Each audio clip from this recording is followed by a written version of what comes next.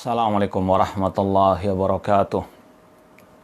Innal hamdalillah nahmaduhu wa nasta'inuhu wa nastaghfiruh wa na'udzu billahi min syururi anfusina wa min sayyiati a'malina. Man yahdihillahu fala mudhillalah wa man yudlil fala hadiyalah. Asyhadu an la ilaha illallah wahdahu la syarikalah wa asyhadu anna Muhammadan abduhu wa rasuluh.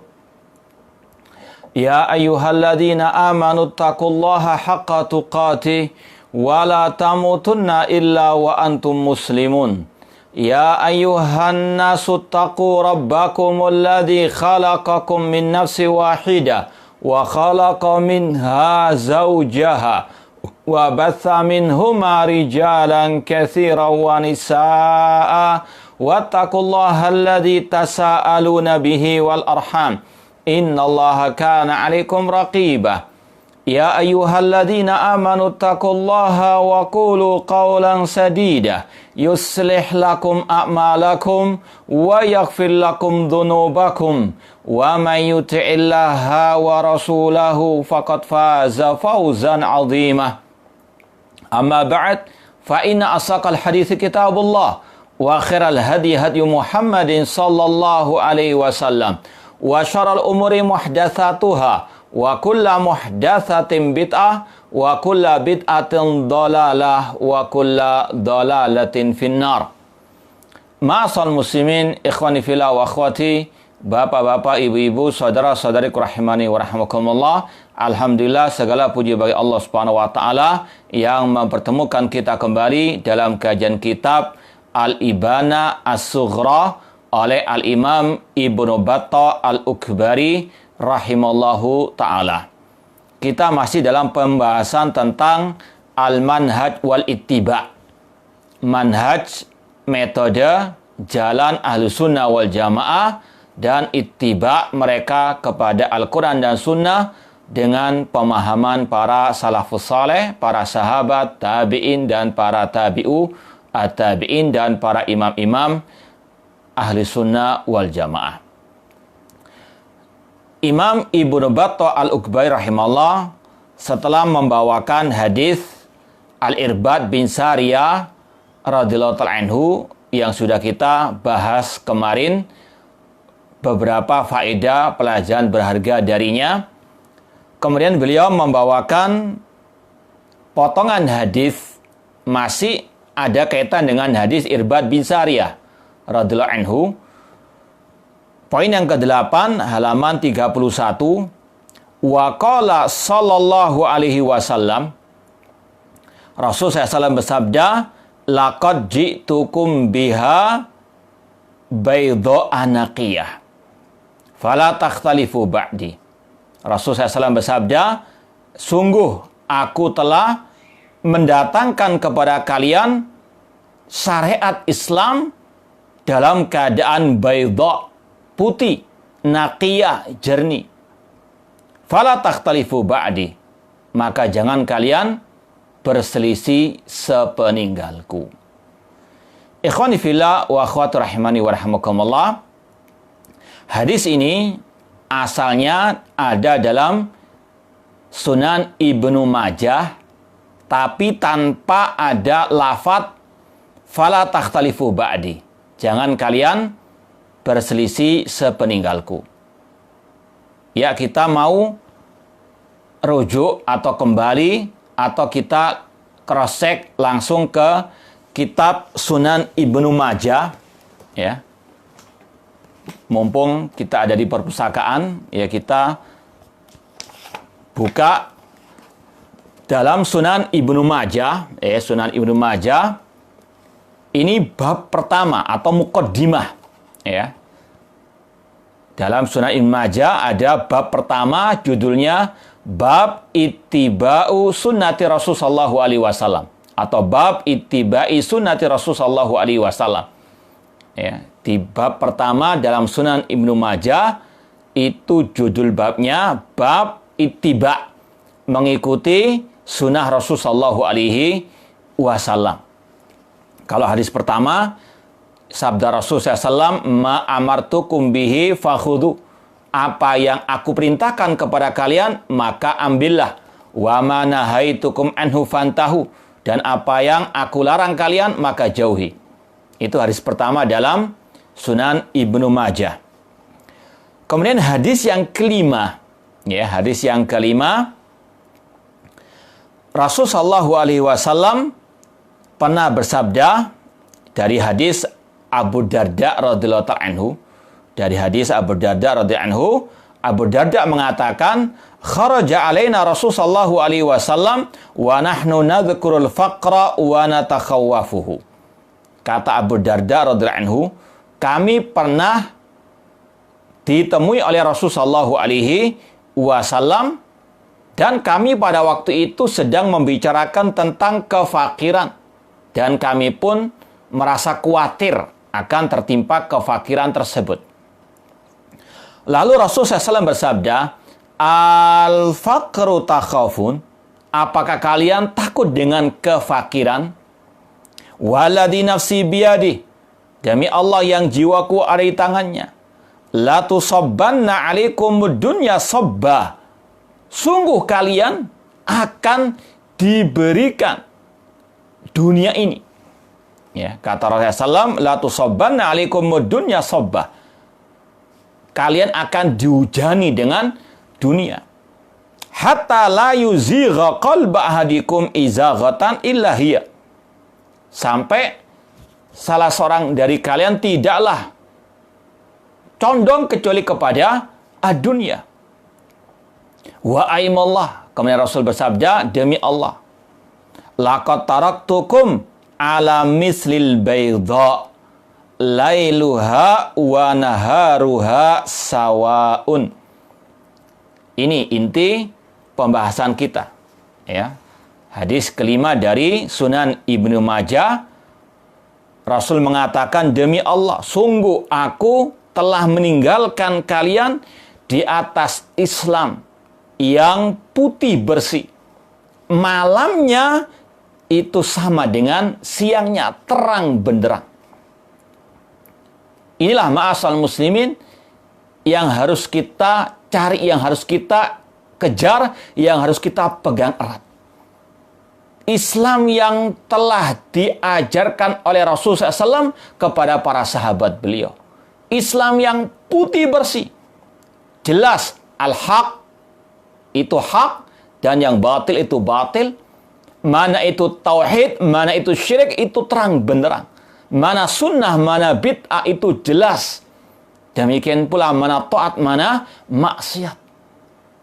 Dan inilah yang akan menjadikan umat jaya, mulia, menang di atas muka bumi ini kalau mereka kembali kepada Islam yang putih bersih ini.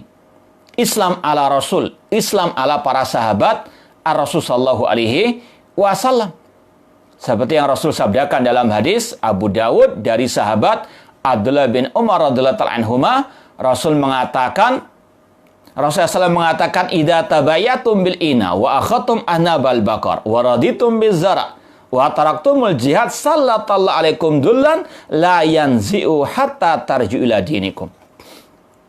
Kata Rasul sallallahu alaihi wasallam, apabila kalian, wahai umat Islam, telah berjual beli dengan cara riba, kalian tamak dengan peternakan, dengan pertanian, tamak dengan dunia, kalian meninggalkan jihad di jalan Allah, maka Allah akan menimpakan kehinaan kepada kalian atau atas kalian, dan tidak akan mungkin Allah cabut sampai kalian kembali kepada agama kalian. Agama yang mana? Yaitu tadi, agama Islam yang putih bersih. Yang malamnya seperti siangnya, kata Rasul, yang terang benderang. Ini ma'asal muslimin rahimani warahmukumullah, yang harus kita pelajari, yang harus kita cari, yang kita harus amalkan, yang kita harus pegang erat. Oleh karena itulah, di antara manhaj dakwah salafiyah adalah at-tasfiyah wa tarbiyah. Atau kalau bisa kita katakan, ini salah satu program besar dakwah salafiyah, Al-Firqah Najiyah Ta'ifah Mansurah Ahli Sunnah wal Jamaah, yaitu at-tasfiyah wa tarbiyah. At-tasfiyah adalah memurnikan Islam dari kotoran yang menempel. Kotoran syirik, kotoran bid'ah, kotoran pemikiran-pemikiran sesat dalam segala bidangnya. Terutama dalam bidang al-aqidah. Kemudian mentarbiyah umat di atas Islam yang putih bersih. Karena kata para ulama, tidak mungkin kita akan bisa sampai kepada hatta tarju ila dinikum. Tidak mungkin kita bisa kembali kepada agama kita kecuali lewat dua hal ini, tasfiyah wa tarbiyah. Karena Islam terutama di zaman sekarang ini penuh dengan kotoran-kotoran yang ditempelkan oleh orang-orang yang sesat dan menyesatkan. Banyak dari kaum muslimin yang kebingungan. Islam mana yang benar? Syirik dimasukkan ke dalam ajaran Islam. Entah lewat sholawat, entah lewat pujian kepada Rasulullah SAW. Ataupun dengan cara-cara yang lainnya. Demikian pula kebid'ahan. Makanya harus adanya at-tasfiyah wa tarbiyah. Dan itulah yang Rasul sampaikan dalam hadis Irbad bin Sariyah radhiyallahu ta'ala anhu. Dan ungkapan tadi, aku tinggalkan kalian di atas Islam yang putih bersih, itu juga salah satu rangkaian dari hadis Irbad bin Sariyah. Karena hadis Irbad bin Sariyah itu banyak redaksinya. Yang kita bahas kemarin itu riwayat Abu Dawud. Pada minggu yang lalu itu kita jelaskan hadis Irbad bin Sariyah yang diriwayatkan oleh Imam Abu Dawud. Ada riwayat lain dari Ibnu Majah. Kita mau bacakan. Mau kita baca hadis Irbad bin Sariyah dari Sunan Ibnu Majah. Ini di bab ittiba sunnatil khulafa'ir rasyidil mahdiyyin. Kalau tadi bab ittiba sunnah Rasul. Bab mengikuti sunnahnya Rasul. Kalau di sini bab mengikuti sunnah para khulafa ar-rasyidin. Hadis yang ke-42. Hadis yang ke-42 dari Irbad bin Sariyah radhiyallahu anhu qala, beliau berkata, qama fina Rasulullah sallallahu alaihi wasallam dzata yaumin. Rasul SAW sudah kita sampaikan pernah mengimami salat, yaitu salat fajar, salat subuh. Fawa'adhana mau'idhatan balighatan wajilat minhal qulub wa dharafat minhal uyun. Lalu Rasul memberikan wejangan kepada kami dengan wejangan yang sangat mendalam sampai hati kami bergetar dan air mata kami bercucuran. Faqila ya Rasulullah, kemudian dikatakan kepada Rasul, ya Rasulullah, wa'atana mau'idhatan muwaddi, ya Rasulullah, engkau telah memberikan wejangan yang sangat luar biasa. Wejangan orang yang akan berpisah. Fa'had ilaina bi'ahdin. Berikan kami wasiat ya Rasulullah. Faqala, Rasul SAW bersabda, alaikum bitaqwallahi wa sam'i wa ta'ah. Wajib bagi kalian untuk bertakwa kepada Allah. Wa sam'i wa ta'ah. Mendengar dan taat. Wa in abadan habasyiyah. Wa in abadan habasyiyah. Kemudian hadis ini nomor 42 ini mirip dengan yang kita sampaikan pada riwayat Abu Dawud kemarin. Kemudian riwayat yang berikutnya, riwayat yang berikutnya masih sekali lagi hadis Irbad bin Sariyah. Ini biasa dalam periwayatan hadis, terkadang redaksi hadis itu banyak, Dan ini semuanya sahih yang dari riwayat Irbad bin Sariyah ini. Hadis yang nomor 43, Rasul SAW ketika ditanya, dimintai wasiat, kalau dalam riwayat tadi langsung Rasul mengatakan, usikum bitaqwallah. Aku wasiatkan kalian untuk bertakwa kepada Allah, mendengar dan taat kepada pemimpin kaum muslimin. Tapi dalam redaksi yang berikutnya ini, Rasul mengatakan, qad taraktukum alal baydha.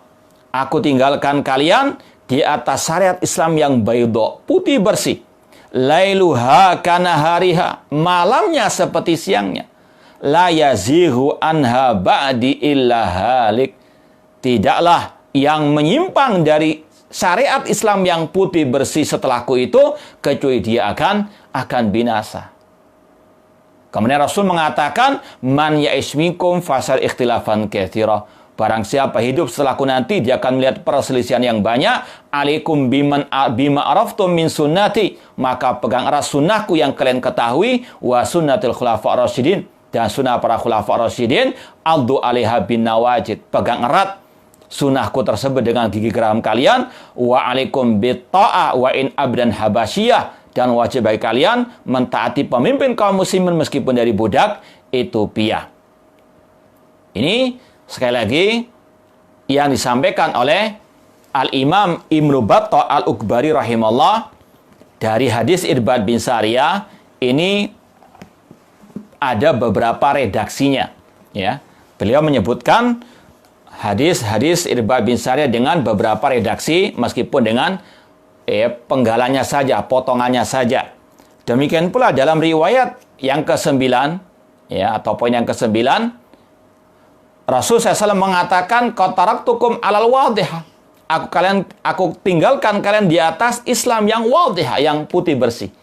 Ini semakna dengan hadis yang kita sampaikan dari riwayat Imam Ibnu Majah, meskipun di sini tambahannya tidak ada dalam riwayat Ibnu Majah, fala tadhabu yaminan wala shimalah. Jangan kalian pergi ke kanan ke kiri. Artinya luruslah di atas sunnah Rasulullah SAW. Jadi riwayat yang dibawakan oleh Imam Ibnu Battah poin 89 itu, ini potongan dari hadis Irbad bin Sariyah yang kita baca tadi, riwayat Imam Ibnu Majah dan juga riwayat yang sebelumnya tadi. Yang intinya ikhwani fillah wa akhwati rahimani wa rahmakumullah, Imam Ibnu Battah Al-Ukbari membawakan dua riwayat ini yang masih ada kaitan dengan hadis Irbad bin Sariyah untuk menjelaskan kepada kita wajibnya berpegang teguh dengan manhaj Rasul, manhaj para sahabat Ar-Rasul SAW, khususnya dalam masalah al-aqidah. Ma'ana alaihi wa ashabi. Seperti dalam hadis perpecahan umat. Alaikum bisunnati wa sunnati khulafa ar-rasyidin. Rasul telah meninggalkan kita di atas Islam yang putih bersih. Ya, artinya kewajiban kita hanya berpegang teguh dengan Islam yang putih bersih yang telah Rasul ajarkan kepada para sahabat beliau. Bukan Islam yang telah dikotori atau Islam yang jadi-jadian. Bukan Islam yang diajarkan bukan oleh Rasulullah SAW alias bid'ah. Ya. Dan ini yang sudah kita sampaikan tadi termasuk salah satu program besar dakwah salafiyah at-tasfiyah wa tarbiyah. Tasfiyah memurnikan Islam dari kotoran yang menempel. Entah kotoran syirik, bid'ah, ataupun pemikiran-pemikiran sesat. Dalam semua bidangnya. Dalam bidang akidah, bidang ibadah, bidang dakwah, dan seterusnya. Harus Islam dibersihkan dari kotoran-kotoran yang menempel. Ya. Ini program besar dakwah as-salafiyah untuk mengarah kepada kejayaan umat. Makanya dusta kalau ada kelompok yang menuduh dakwah salafiyah tidak ingin untuk meraih kejayaan umat. Kita katakan kita ingin meraih kejayaan umat, tapi dengan metode Rasulullah SAW. Seperti yang Rasul sampaikan tadi. Sallallahu dullan la yanzi'u hatta tarji'u dinikum. Allah akan menimpakan kehinaan atas kalian dan tidak akan Allah entas sampai kalian kembali kepada agama kalian. Ini solusi yang Rasul sampaikan kepada kita. Kejayaan umat akan kita raih kalau kita kembali kepada agama kita. Agama yang Rasul sampaikan tadi, yang Rasul tinggalkan kita di atas Islam yang putih bersih. Dan itu akan tercapai, terwujud dengan adanya at-tasfiyah. Dipisahkan mana Islam yang jadi-jadian, yang dikarang-karang oleh manusia, yang tidak bertanggung jawab, yang dinisbatkan kepada Islam, sedangkan Islam berlepas darinya. Ya. Dan sekaligus mentarbiyah umat di atas ajaran Rasul SAW, ajaran para sahabat Rasul SAW. Ikhwani fillah wa akhwati rahimani wa rahimakumullah, karena hari ini kita masih ada kaitan dengan nisfu Sya'ban, ya, pertengahan bulan Sya'ban, maka dalam rangka melaksanakan tadi at-tasfiyah, memurnikan Islam dari kotoran yang menempel, banyak dari kaum muslimin, ya, yang mengadakan ritual-ritual yang tidak ada ajarannya dari Rasul atau para sahabat Rasul SAW di pertengahan bulan Sya'ban secara khusus. Ya, karena kita mendekati pertengahan bulan Sya'ban, ya, maka perlu untuk kita sampaikan kepada umat Islam beberapa hal ini, ya, sebagai bentuk tadi at-tasfiyah. Ini dalam rangka melaksanakan sabda Rasul, iyyaku wa muhdatsatil umur. Jauhkanlah diri kalian dari hal-hal yang baru dalam urusan agama. Yaitu diantaranya sebagian kaum muslimin mengadakan sholat malam nisfu Sya'ban secara khusus. Ya. Kalau kita melaksanakan sholat tahajud istilahnya, sholatul lail, ya silahkan. Ya. Tapi tidak boleh dikaitkan dengan pertengahan nisfu Sya'ban atau pertengahan bulan Sya'ban. Ya. Atau masalah puasa di pertengahan bulan Sya'ban. Ya, kita lanjutkan, alhamdulillah. Tadi kita sampaikan di antara program dakwah salafiyah adalah at-tasfiyah wa tarbiyah. Salah satu contoh tasfiyah, memurnikan Islam dari kotoran yang menempel, yaitu membersihkan Islam dari ritual-ritual yang bid'ah atau hadis-hadis yang palsu dan dhaifah, lemah. Di antaranya hadis tentang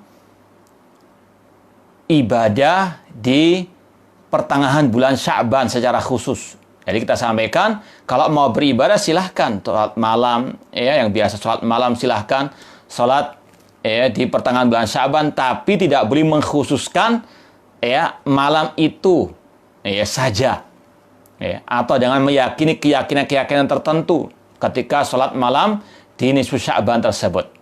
Jadi bukan berarti kita melarang orang ibadah, tidak. Cuma sekali lagi hati-hati kalau mengkhususkan ibadah yang tidak ada dalil khusus tentangnya. Di antaranya mengkhususkan sholat malam, ya, di pertengahan bulan Sya'ban. Kita mau baca ucapan para ulama tentang hal ini. Ya. Yang pertama, ini kita ambil dari buku Husnul Bayan Fima Warada Fi Lailatin Nisfi Min Sya'ban, karangan Syekh Abu Ubaidah Masyhur Hasan Salman hafidhallahu ta'ala. Beliau menukilkan ucapan ulama-ulama Ahlussunnah tentang ritual ibadah ataupun hadis di pertengahan bulan Sya'ban. Qala Abu Syam Al-Maqdisi fi Kitabi Al-Ba'its. Ya, Abu Syam Al-Maqdisi dalam kitabnya Al-Ba'its, beliau mengatakan, wa qala Ibnu Dihya fi kitab ma ja'a fi syahri Sya'ban min ta'lifihi, qala ahlu ta'dil wal jarh. Beliau menukil, Abu Syamah menukil ucapan Ibnu Dihya dalam kitabnya tentang bulan Sya'ban. Berkata ahlu ta'dil wal jarh, berkata ulama ahli hadis, laisa fi hadisin nisfi min Sya'ban hadisun yasih. Tidak ada hadis, tentang ritual ibadah di pertengahan bulan Sya'ban yang sahih. Ya, tidak ada hadis yang sahih tentang keutamaan ibadah khusus di bulan atau pertengahan bulan Sya'ban. Fatahafadhu ibadallah min muftarin yarwi lakum hadithan yasukuhu fi ma'radil khair. Maka hati-hatilah wahai hamba-hamba Allah dari orang-orang yang berdusta yang meriwayatkan kepada kalian hadis yang dibawakan untuk memotivasi manusia berbuat kebaikan. Niat yang baik harus dengan cara yang baik, bukan dengan membawakan hadis-hadis yang dhaif, yang lemah ataupun yang palsu. Kemudian kata beliau, fasti malul khairi yanbaghi an yakuna masyru'an minar Rasul sallallahu. berbuat kebaikan harus sesuai dengan syariat Rasulullah SAW. Fa idza sahha annahu kadzib kharaja anil masyru'iyyah. Kalau hadis itu dusta atas nama Rasulullah SAW, maka itu bukan yang disyariatkan oleh Rasulullah SAW. Wa kana musta'miluhu min khuddami syaitan. Maka orang yang menggunakan hadis yang dhaif, yang palsu dalam melaksanakan ibadah, itu termasuk membantu asyaitan. Ya, listi'mali hadisan ala Rasulullah SAW lam yunazilullah bihi min sultan. Yaitu dia berdusta atas nama Rasulullah SAW yang tidak Allah turunkan keterangan padanya. Itu ucapan Imam Abu Syama Al-Maqdisi dari Ibnu Dihyah. Kemudian Imam Al-Qurtubi dalam tafsirnya berkata, "Walaysa fi lailatin nisfi min Sya'ban hadithun yu'awwal alaih la fi fadliha wala fi naskhil ajal fiha fala taltafitu ilaih." Kata Imam Al-Qurtubi dalam tafsirnya, kalau mau dilihat jilid 16 halaman 128. Kata beliau, tidak ada hadis yang sahih yang bisa dijadikan hujjah tentang keutamaan pertengahan bulan Sya'ban ataupun tentang masalah ditakdirkannya ajal manusia di pertengahan bulan tersebut, maka jangan kalian berpegang teguh dengannya atau jangan menoleh kepadanya. Ini hadis yang sekali lagi tidak ada yang sahih tentang keutamaan pertengahan bulan Sya'ban.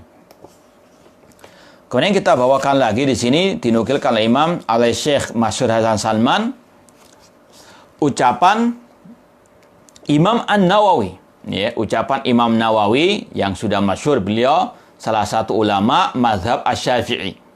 Beliau mengatakan wahatani ai salatul raghaib wa salatu nisfi Sya'ban as-salatani bid'atani madhmumatani munkaratani qabihatan. Ini kata Imam An-Nawawi rahimahullah ta'ala. Beliau mengatakan dua salat ini, yaitu salat raghaib. Salat raghaib itu salat di awal bulan Rajab. Ini sudah pernah kita sampaikan dahulu. Ya, salat antara maghrib dan isya di Jumat pertama di bulan Rajab, namanya salat raghaib.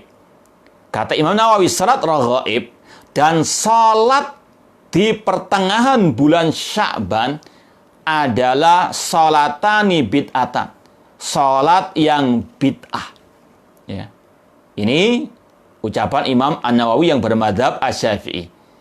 Kata beliau, ini silakan dikomentari, ini lembut atau keras dan tegas. Kata beliau, salat raghaib dan salat nisfu Sya'ban itu dua salat yang bid'ah, madhmumatani yang dicela, munkarotani yang mungkar, qabihatani yang jelek. Masya Allah. Intinya luar biasa ketegasan Imam An-Nawawi rahimahullah ta'ala dalam menghukumi dua salat ini. Ya. Banyak orang yang mengatakan harus kita lemah lembut, harus kita katakan ya lemah lembut pada tempatnya. Tapi pada waktu harus keras tegas, memang harus seperti ini. Kata Imam An-Nawawi, salat raghaib, salat nisfu Sya'ban itu bid'atani, madhmumatani, munkarotani, qabihatan. Beliau sifati dengan 4 sifat yang jelek, yang buruk. 2 salat yang bid'ah, 2 salat yang tercela, 2 salat yang mungkar, dan salat yang jelek. Wala yaghtar bidzikrihima atau yughtar bidzikrihima fi kitab Qutil Qulub wal Ihya. Maka jangan orang itu terpedaya dengan disebutkannya 2 salat tersebut dalam kitab Qutil Qulub atau Ihya Ulumuddin. Ucapan Imam Nawawi bisa dilihat dalam kitab beliau Majmu' jilid yang keempat halaman 56. Kita tambah lagi dari ucapan Imam Ibnu Qayyim rahimahullah ta'ala dalam kitab beliau Al-Manarul Munif. Ya, kitab Ibnu Qayyim yang berjudul Al-Manarul Munif. Kata beliau, wa minal ahaditsil maudhu'ah ahaditsu salatin nisfi min Sya'ban. Kata Imam Ibnu Qayyim rahimahullah, di antara hadis-hadis yang palsu adalah ahaditsu salati lailatin nisfi min Sya'ban. Hadis-hadis tentang salat malam di pertengahan bulan Sya'ban. Ini sekali lagi kata Imam Ibnu Qayyim rahimahullah ta'ala, termasuk hadis-hadis yang maudhu'ah. Kemudian kata beliau, wa hadhihi as-shalah wudi'at fil Islam ba'dal arba'imi'ah. Salat nisfu Sya'ban secara khusus ini diadakan pertama kali dalam Islam setelah abad keempat. Artinya bukan ajaran Rasul, bukan ajaran para sahabat Ar-Rasul sallallahu alaihi wasallam. Kemudian Syekh Mas'ud Hasan Salman membawakan ucapan Ibnu Dihya. Kata beliau, kata Ibnu Dihya rahimahullah, wa mimma ahdatsahu al-mubtadi'un wa kharaju bihi amma wasamahu al-mutasyarri'un wa jarau fihi ala sunanil majus wa takhadu dinahum lahwan wa la'ibah al-waqid lailatun nisfi min Sya'ban. Di antara yang diada-adakan oleh ahli bid'ah dan mereka keluar dari syariat Rasulullah sallallahu alaihi wasallam, bahkan kata beliau mengikuti jejak orang-orang Majusi dan menjadikan agama mereka sebagai mainan dan canda gurau, yaitu perayaan nisfu Sya'ban. Kemudian kata beliau, walam yasih fiha syai'un an Rasul sallallahu alaihi wasallam.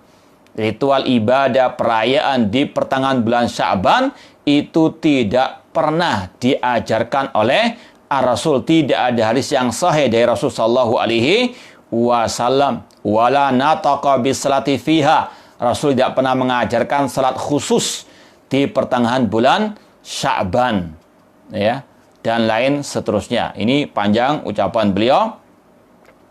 Nanti bisa dilihat dalam kitab tadi Al-Ba'its fi Inkaril Hawadis karangan Imam Ibnu Asyama. Ini ikhwani fillah wa akhwati rahimani wa rahimakumullah, salah satu contoh tasfiyah, memurnikan Islam dari kotoran yang menempel agar Islam betul-betul terang benderang.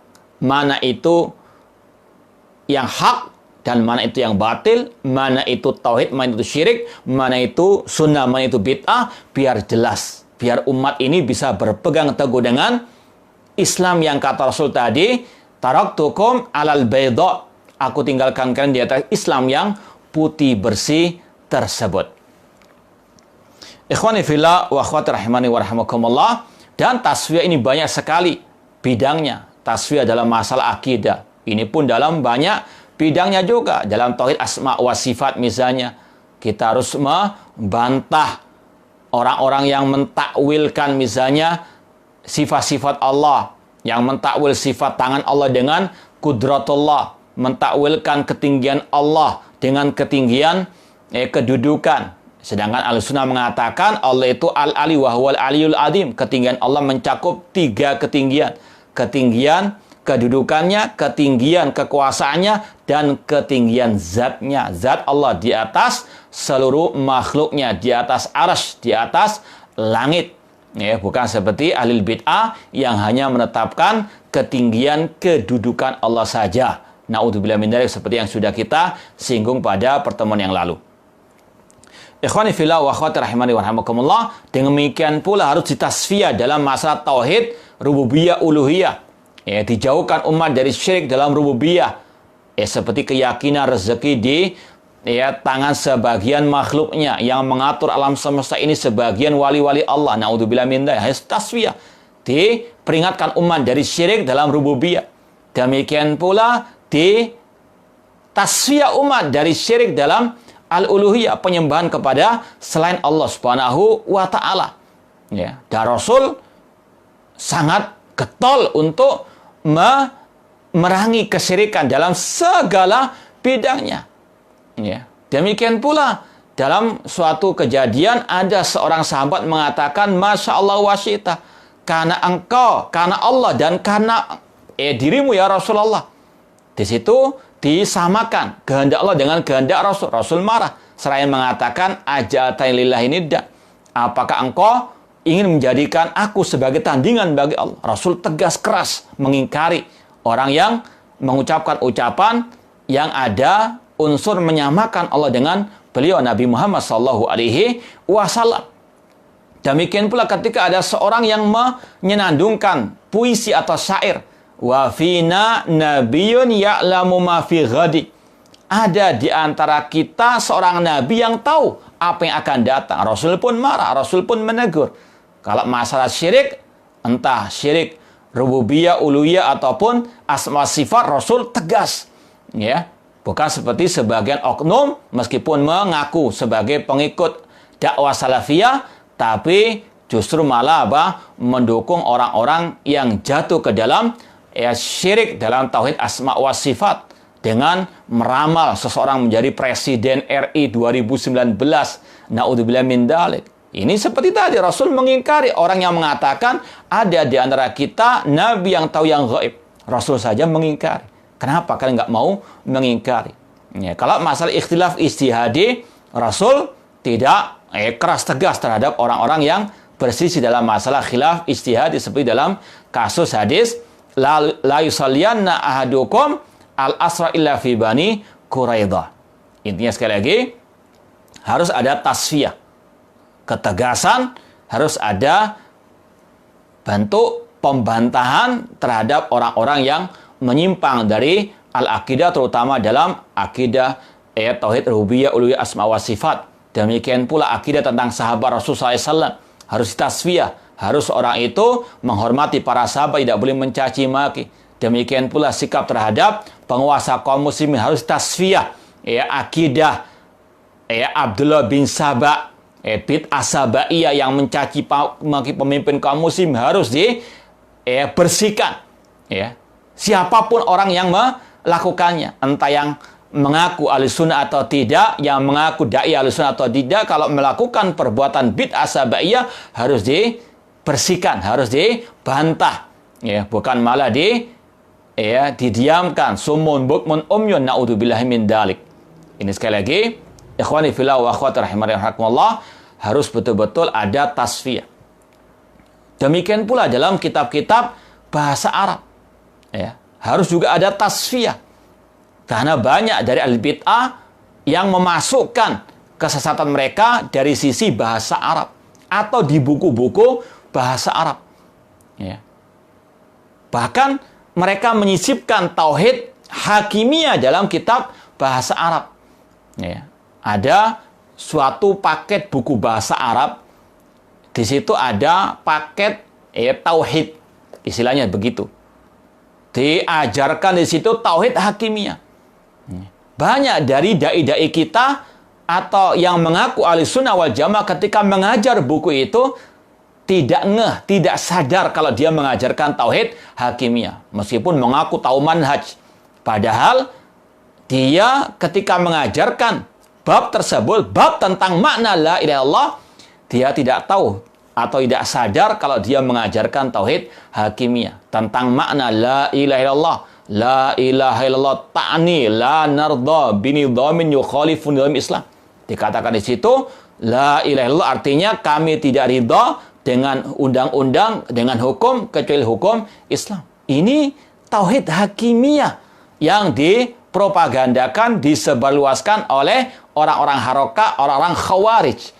Namun sangat disayangkan ada yang ngaku ustadz ahlus sunnah, ustadz salafi, namun tetap ngajarkan hal tersebut kepada santri-santrinya. Naudzubillah min dzalik. Ini termasuk al-jahl, kejahilan terhadap al-manhaj. Naudzubillah min dzalik.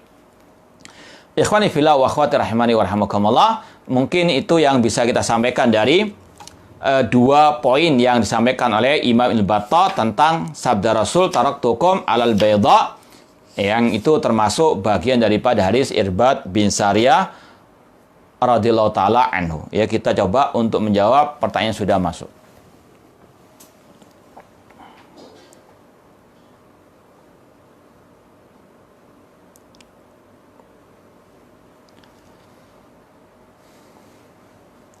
Ada pertanyaan, Ustadz izin bertanya tentang hadis Nabi SAW, la adwa wala tiara, tidak ada penyakit yang menular, sedangkan kita tahu bahwa ada penyakit yang menular seperti corona. Tolong jelaskan.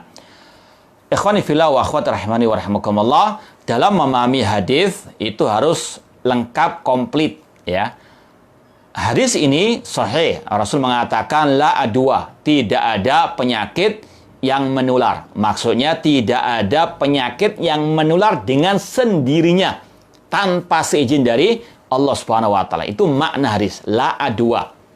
Karena dalam hadis yang lain Rasul mengatakan firra minal majdum firaraka minal asad. Larilah dari orang yang terkena penyakit kusta seperti engkau lari dari seekor singa. Di sini ada penetapan adanya penyakit menular. Cuma dalam hadis la adwa, tidak ada penyakit menular, maksudnya tidak ada penyakit yang menular dengan sendirinya. Maka kalau kita tahu dua hadis ini, maka sikap kita juga ada dua. Yang pertama, harus kita banyak bertawakal kepada Allah. Karena semuanya dengan kehendak Allah.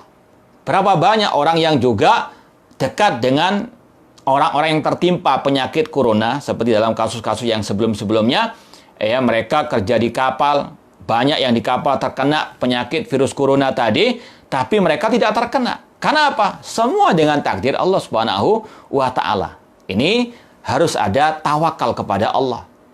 Harus betul-betul bersandar kepada Allah. Tidak ada penyakit yang menular dengan sendirinya. Semua dengan masyiat Allah. Yang kedua, sikap kita tentunya harus ada kewaspadaan. Alhamdulillah pemerintah kita dan juga para medis sudah sepakat untuk kita jaga jarak, tetap bekerja, belajar, beribadah di rumah. Ini sebagai bentuk kewaspadaan seperti yang Rasul sampaikan tadi, firra minal majdum firaraka minal al-asad. Bagaimana caranya tobat dari maksiat? Karena sangat sulit untuk ditinggalkan. Yang pertama, harus ada perasaan muraqabatullah, merasa diawasi oleh Allah Subhanahu wa taala. Yang kedua, kita harus ingat kematian bisa menimpa siapa saja, kapan saja. Apalagi di zaman seperti sekarang ini, apalagi di wabah penyakit corona seperti ini. Kita harus betul-betul ingat kematian. Bahwasanya kematian bisa menimpa siapapun, kapanpun saja, tidak pandang bulu, tidak pandang waktu. Itu kalau kita ingat, insya Allah akan menjadikan kita menjadi hamba-hamba yang senantiasa bertobat kepada Allah Subhanahu wa ta'ala.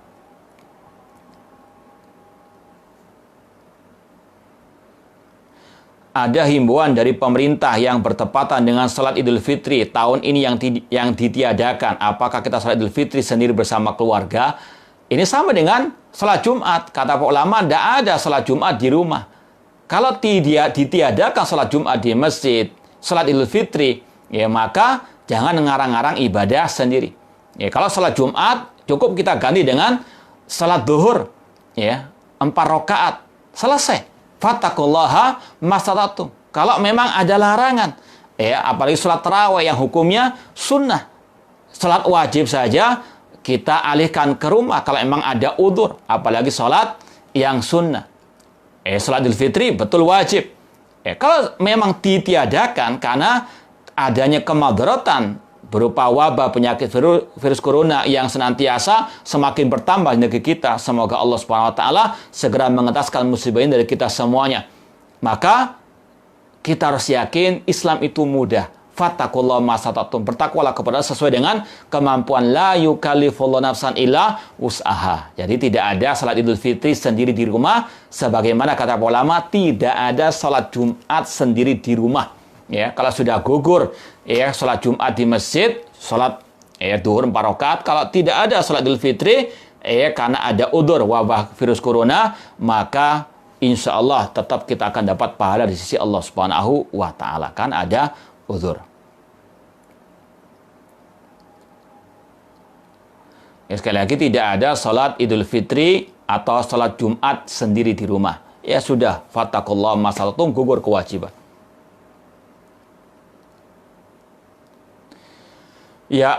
nanti kalau Ramadan, mohon petunjuk bagaimana aktivitas kita sebagai muslim saat Ramadan nanti. Alhamdulillah, Islam sangat mudah. Ya, kita punya kaidah tadi, fattaqullaha masata'tum la yukallifu nafsan illa wus'aha. Ibadah bukan hanya di masjid, di rumah pun kita bisa, apalagi ada udzur. Sekali lagi, Rasul mengatakan juga, idza maridul abdu aw safara kutiba lahu makana ya'mal shahihan muqiman. Ketika seorang hamba itu sakit atau dia safar, tidak bisa lagi beribadah seperti dahulu kala, maka tetap Allah akan berikan pahala seperti ketika dia sehat, seperti dia dalam keadaan muqim. Jadi, tetap ya ada rasa sedih kita nggak bisa memakmurkan masjid Allah. Cuma inilah sekali lagi realita yang harus kita terima. Harus kita sabar. Insya Allah semua ada hikmahnya. Insya Allah pahala tetap akan menanti kita kalau kita betul-betul bersabar dan betul-betul mengikuti syariat Islam. Ketika Ramadan tetap kita puasa seperti biasanya. Ya. Kemudian ibadah yang dahulunya kita lakukan di masjid, kita lakukan di rumah. Ya, salat tarawih kita ganti dengan salat tahajud di rumah. Ya, salatul lail di rumah, baca Quran juga di rumah. Kita juga bisa berbuka puasa bersama dengan keluarga. Ya, insya Allah, semuanya bisa berjalan dengan baik. Yang penting kita ikhlas, kita ittiba kepada sunnah Rasul SAW. Artinya jangan ngeyel, jangan memaksakan diri, yang itu akan bisa mendatangkan madharat. Ya. Sedangkan dalam Islam dikatakan bahwasanya darul mafasid muqaddamun alal jalbil masalih. Menjauhkan diri dari kemadaratan lebih didahulukan daripada meraih kemaslahatan. Inilah rahmat Allah yang sangat luas bagi hamba-hambanya.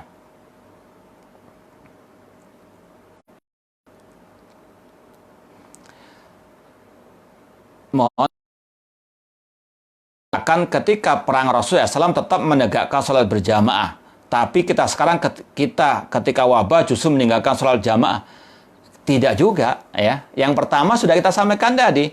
Kalau mengambil hadis jangan sepotong-sepotong, harus lengkap, ya. Yang pertama, betul Rasul tidak meninggalkan sholat berjamaah ketika perang. Tapi yang pertama pertanyaannya, apakah sholatnya di masjid? Sholat berjamaah kita bisa di rumah dengan keluarga kita. Itu yang pertama. Yang kedua, Rasul memberikan keringanan seperti yang sudah kita sampaikan bab dalam Sahih Bukhari, nanti dilihat bab tentang salat Jumat ada rukhsah bagi yang tidak menghadiri salat Jumat atau masjid ketika adanya hujan. Jangan mengambil sepotong saja. Rasul memberikan keringanan ketika tidak perang ada hujan, Rasul memberikan keringanan. Bahkan Rasul menyuruh muadzin untuk mengganti ahyala salah dengan as-sallu fi buyutikum. Ya, jangan dilupakan hadis ini. Ini dikala tidak perang, Rasul membolehkan memberikan keringanan, apalagi dengan adanya wabah virus corona seperti ini. Jadi hanya jangan mengambil sepotong.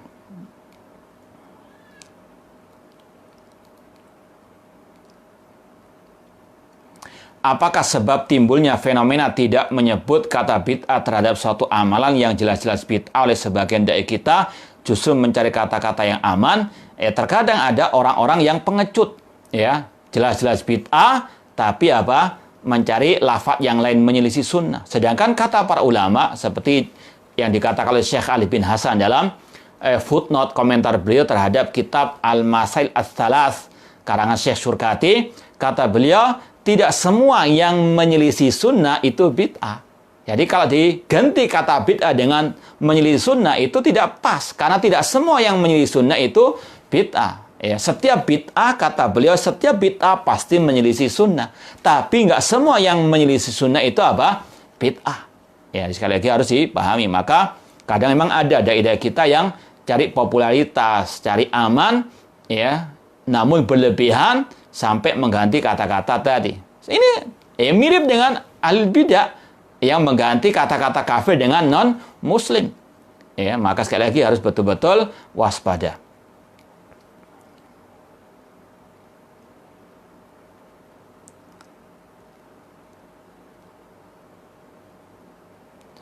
Ya, masalah bulan Sya'ban ini sekali lagi Rasul sering berpuasa, bahkan dikatakan hampir puasa sebulan penuh, silahkan. Ya, sholat malam silahkan, cuma jangan dikaitkan dengan ibadah-ibadah khusus yang tidak ada dalilnya. Nah, ya adapun ya lagu-lagu nasyid apapun ya yang dikatakan dalam lagu tersebut, entah berkaitan dengan Aisyah dan sebagainya, kita punya keyakinan tidak ada dalam Islam itu nasyid-nasyid Islami. Ya, Aisyah sendiri nggak pernah mengajarkan nasyid. Ya, kalaupun ada istilahnya kasus ataupun kejadian ya bahwasanya Rasul mendengarkan istilahnya puisi-puisi, ini bukan nasyid, apalagi dengan diiringi alat-alat musik. Ya, Rasul mengatakan la yakunanna min ummati man yastahiluna al-hira wal hila wal khamra wal ma'azif. Nanti akan ada di tengah umatku, di antara umatku yang menghalalkan di antaranya al-ma'azif, alat-alat musik. Ya, ini saja sudah tidak benar. Ya, tidak ada dalam Islam nasyid Islami, lagu-lagu Islami. Ya. Wallahu ta'ala alam, ini yang bisa kita sampaikan, kurang lebihnya mohon maaf. Ya, mungkin satu yang perlu kita jawab di sini, apa itu tauhid hakimiyah? Tauhid hakimiyah itu mengatakan tidaklah hukum kecuali hukum Allah. Secara asal ini benar, cuma ini bukan makna la ilaha illallah. Ini bukan makna la ilaha illallah. Cuma kelompok Khawarij, di antaranya Said Qutb, Muhammad Qutb, mengartikan la ilaha illallah dengan la hakima illallah. Tidaklah hukum kecuali hukum Allah. Tidak ada yang membuat hukum kecuali Allah. Ini seperti yang diucapkan oleh kelompok Khawarij di zaman Ali bin Abi Thalib. Mereka mengatakan inil hukmu ila lillah, tidaklah hukum kecuali hukum Allah. Kata Ali bin Abi Thalib, kalimatu haqqin urida bihal batil. Itu kalimat yang hak, namun makna di belakangnya batil. Yaitu mereka membawakan ucapan tersebut untuk mengkafirkan setiap pemimpin yang tidak berhukum dengan hukum Allah. Ini adalah ucapan kelompok Al-Khawarij. Muhammad Qutb, Said Qutb mengartikan la ilaha illallah dengan la hakima illallah. Ini mirip dengan yang kita sampaikan tadi, ada di buku paket bahasa Arab yang mengartikan la ilaha illallah dengan kata-kata ya la ilaha illallah ta'ni la narda binidhamin yukhalifu nidhamal Islam. Kita tidak ridha dengan hukum undang-undang kecuali hukum Islam. Ini sekali lagi yang harus ditasfiyah. La ilaha illallah maknanya la ma'buda bihaqqin illallah. Tidak ada yang berhak disembah dengan benar kecuali Allah Subhanahu wa taala. Dan sekali lagi, tauhid hakimiyah ini selalu dipropagandakan oleh kelompok Khawarij untuk mengkafirkan pemimpin kaum muslimin atau kaum muslimin secara umum. Maka harus ditasfiyah. Wallahu ta'ala alam, kurang lebihnya mohon maaf. Wa jazakumullahu khairan katsira. Aqulu qouli hadza wa akhiru da'wana anil hamdulillahi rabbil alamin. Wassalamualaikum warahmatullahi wabarakatuh.